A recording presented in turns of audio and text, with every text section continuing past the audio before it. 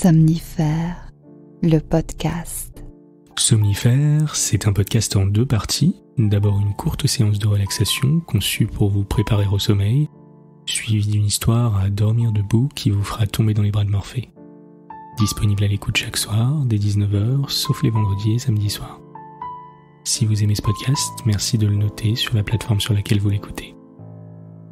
Pour toute question ou suggestion, envoyez un mail à l'adresse morphée@somnifèrelepodcast.com. Bonne écoute et bonne nuit. Installez-vous confortablement et fermez les yeux. Votre programme du soir va commencer.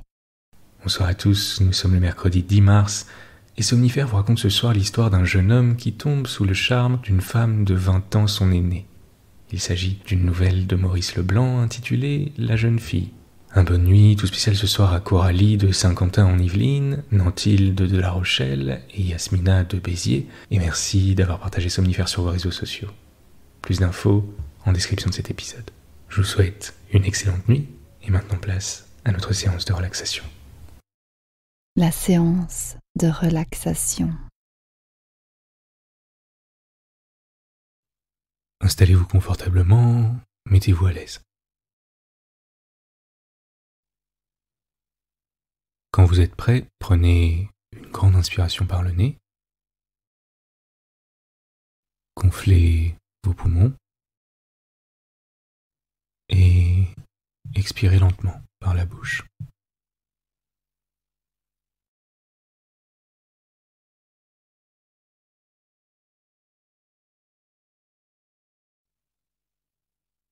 À nouveau, une grande inspiration par le nez.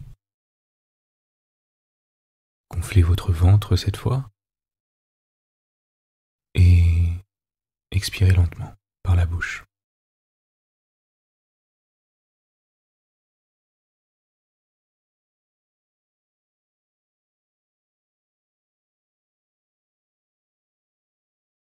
Prenez un moment pour tourner votre attention sur votre corps, de la tête aux pieds, en vous assurant que chacun de vos muscles est détendu.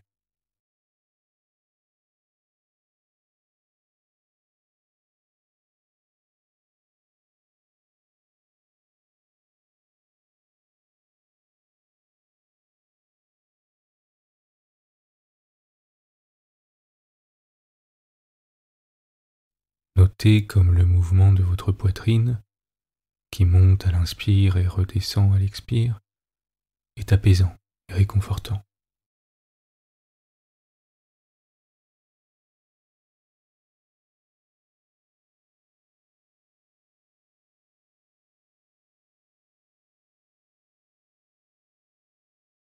Restez immobile, calme, détendu. Portez votre attention sur les parties de votre corps que je vais citer, en prenant quelques secondes pour les relâcher complètement, une par une, à mesure que je prononce leur nom.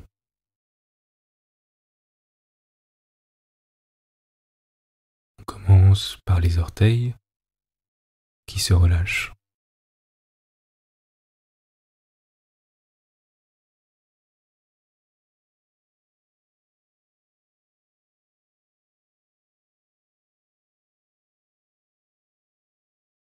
Vos chevilles.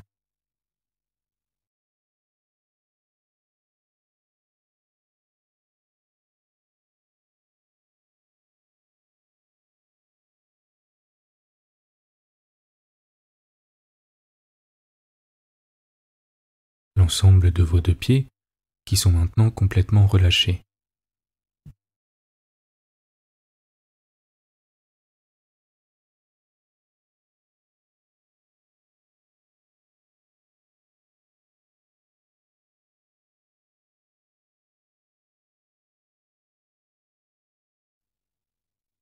Vos mollets.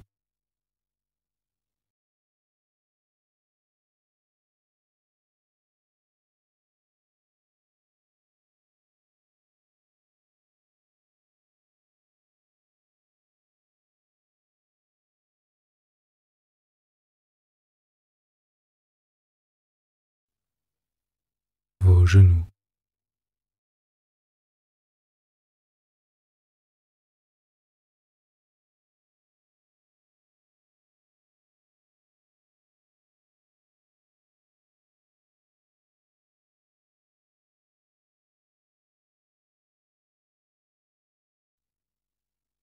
vos cuisses,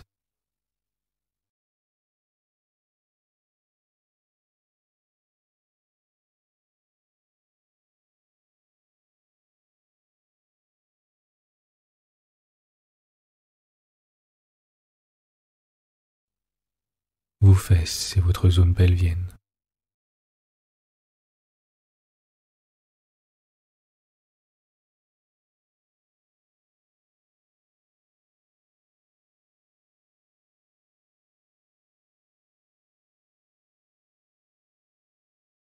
L'ensemble de vos deux jambes,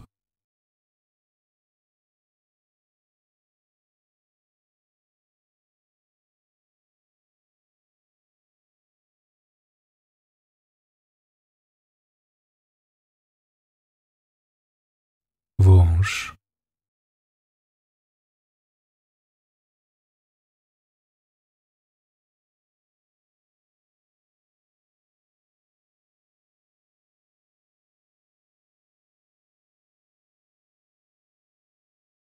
prenez quelques secondes pour porter votre attention sur le bas de votre corps, qui est complètement relâché, et notez comme c'est agréable.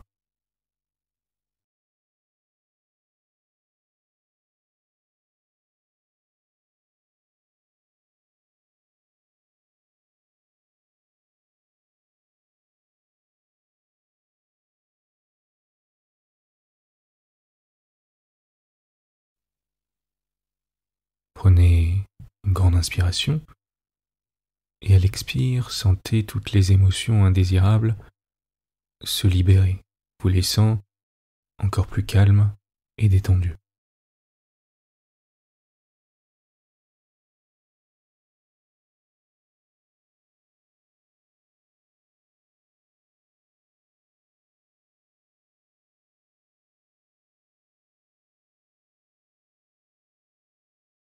Portez maintenant votre attention sur votre ventre qui se détend.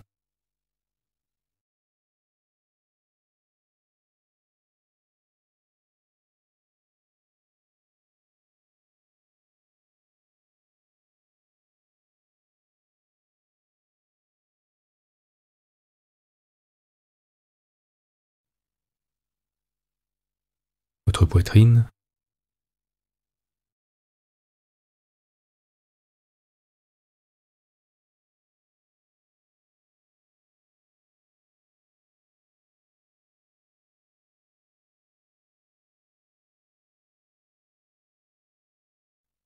le bas de votre dos,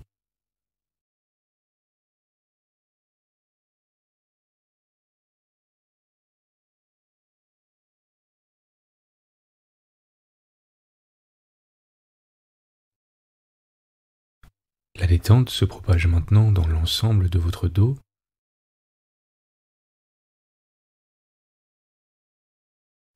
vertèbre par vertèbre,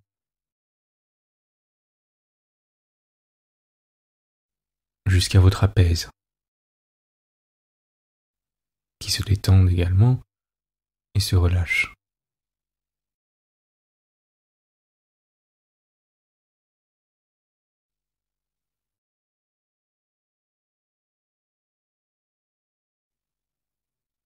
C'est maintenant le tour de vos épaules, qui s'affaissent complètement et se relâchent de tout leur poids.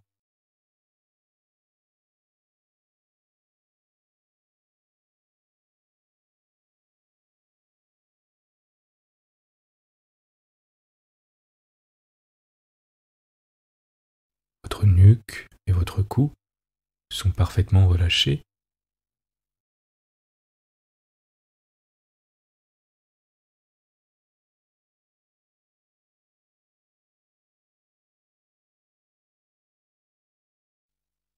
Votre tête est lourde dans l'oreiller.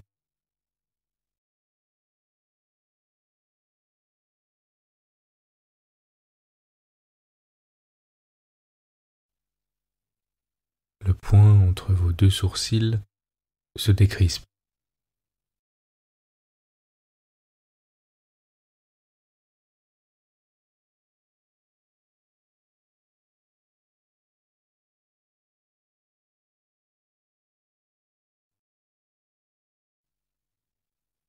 votre mâchoire se relâche.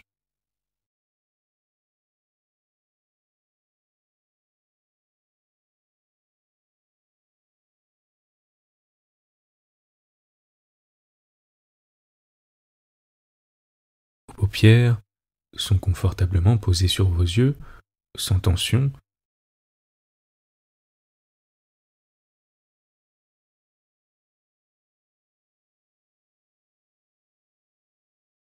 Et votre front se déplisse.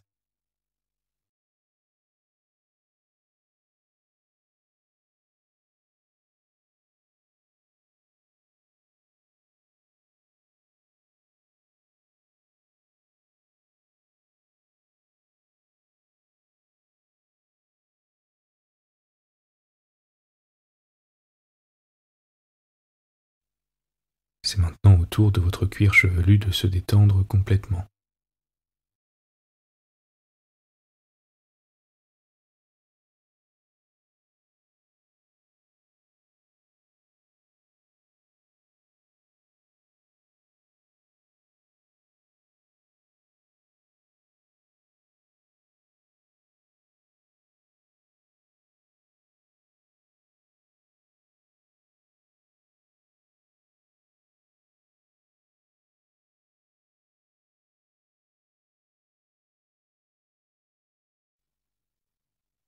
Prenez une grande inspiration par le nez.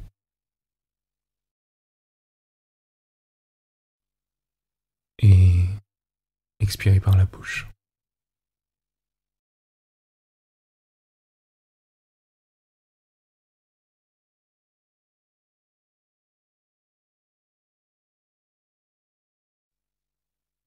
Profitez de cette détente du corps qui se transforme en détente de l'esprit et vous met dans de bonnes dispositions pour dormir profondément.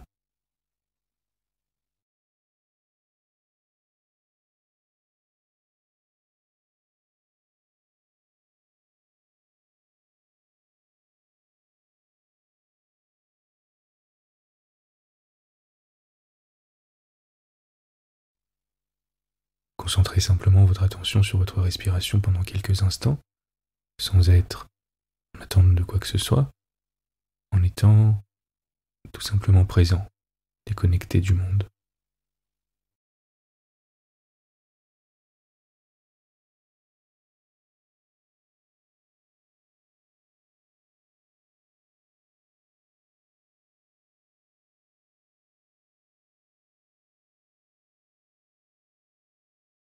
Vous êtes calme et détendu.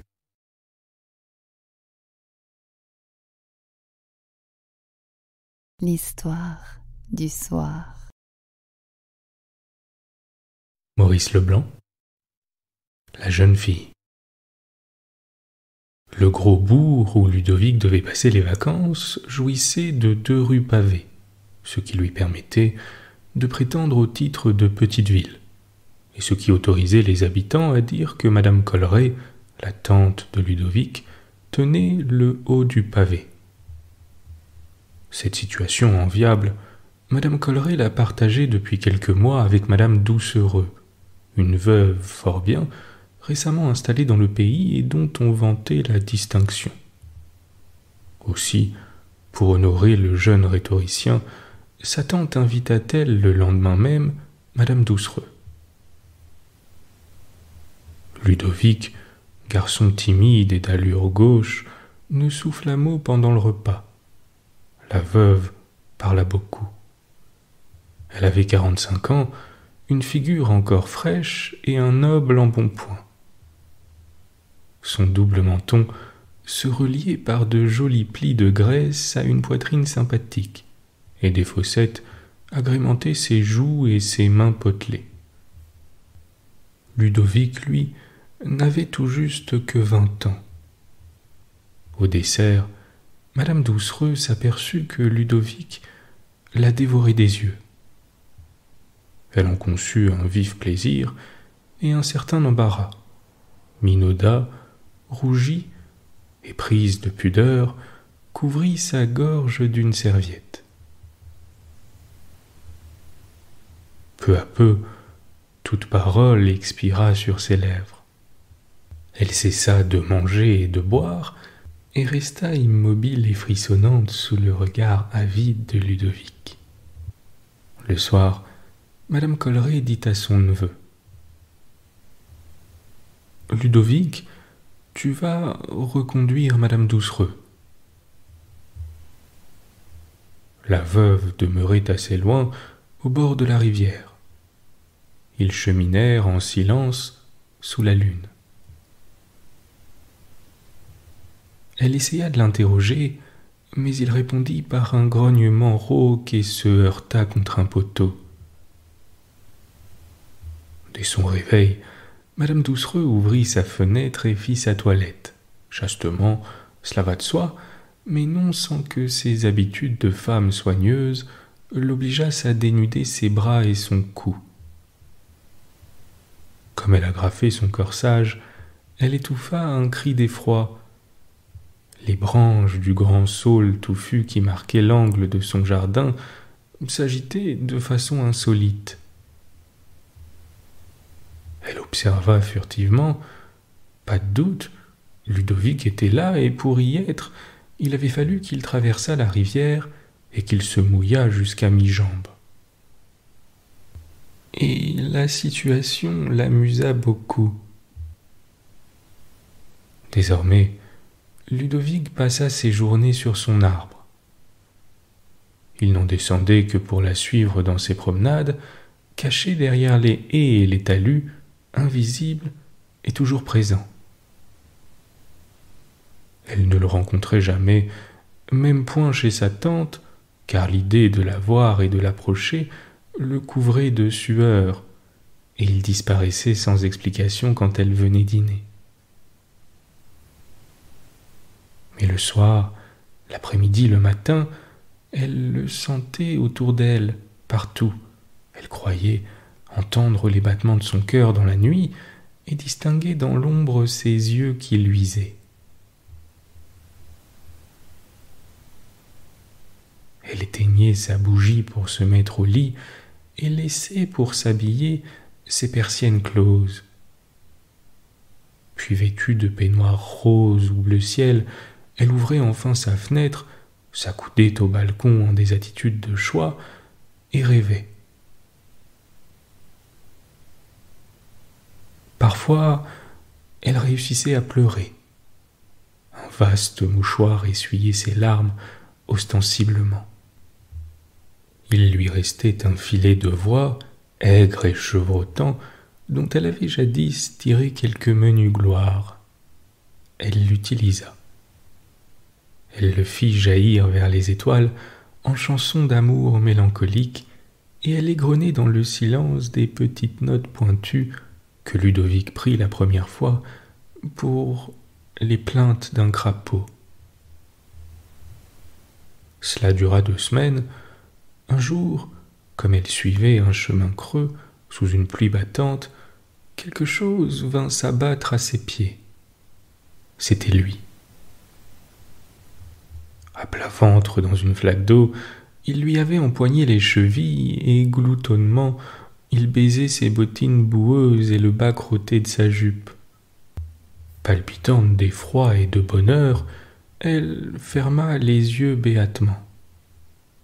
Cet acte de passion sauvage bouleversa Madame Doucereux.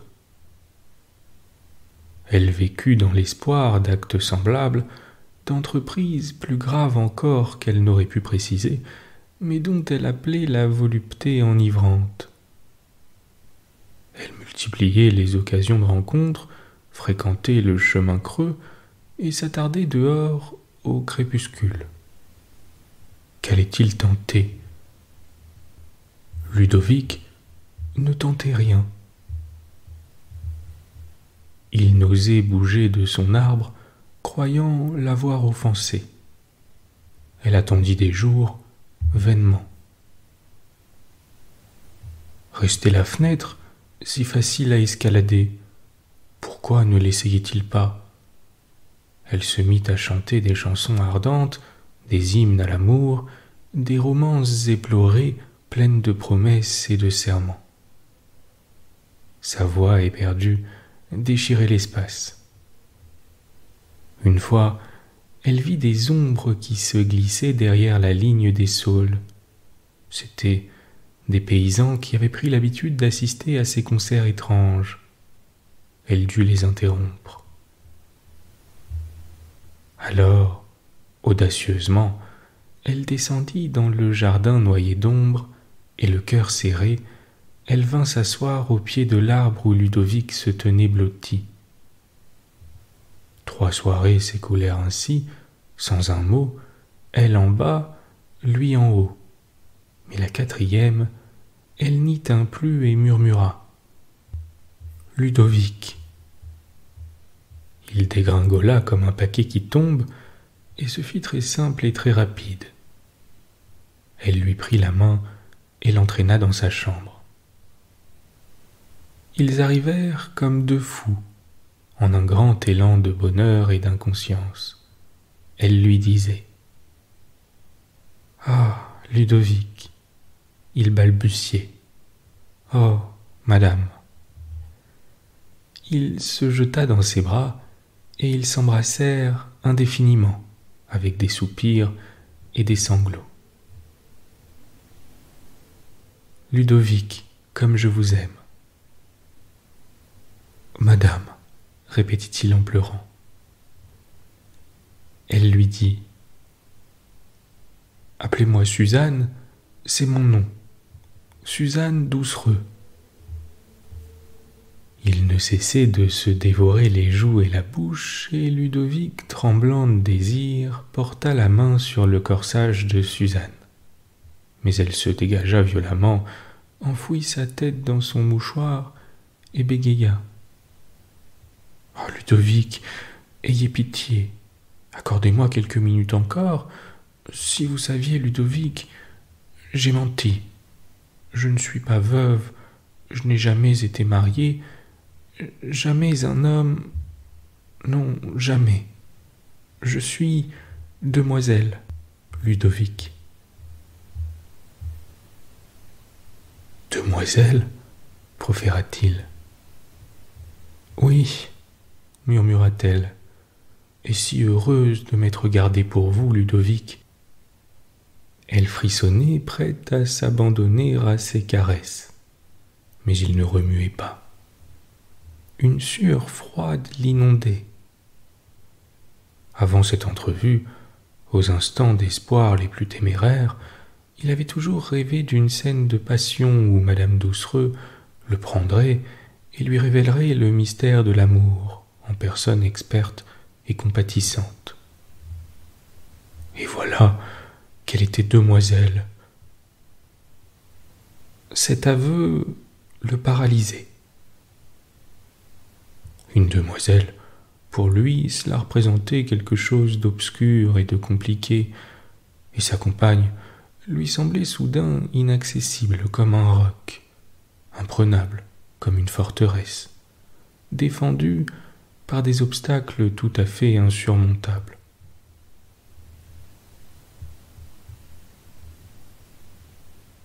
Madame Doucereux attendait. Elle attendait l'entreprise de l'homme, toute confuse de pudeur, tout émue de désir, ignorante elle aussi et timide comme une jeune mariée. Elle pouvait attendre longtemps. Ludovic eût préféré mourir plutôt que de risquer un geste. Et ils passèrent des heures de la sorte sur leurs 2 chaises, immobiles, n'osant pas, ne sachant pas. Au petit jour seulement, Madame Doucereux eut une crise de désespoir et se jeta sur Ludovic. Mais il était glacé. Il n'avait point d'autre idée que de partir, et elle eut beau faire violence à ses instincts les plus chastes et lui offrir tous les trésors de son corsage, elle ne put le tirer de sa torpeur. Telle fut leur nuit d'amour. Il en fallut 3 semblables, 3 nuits de découragement et de honte, pour que Ludovic devint l'amant de Suzanne Doucereux. Bonne nuit. Bonne nuit.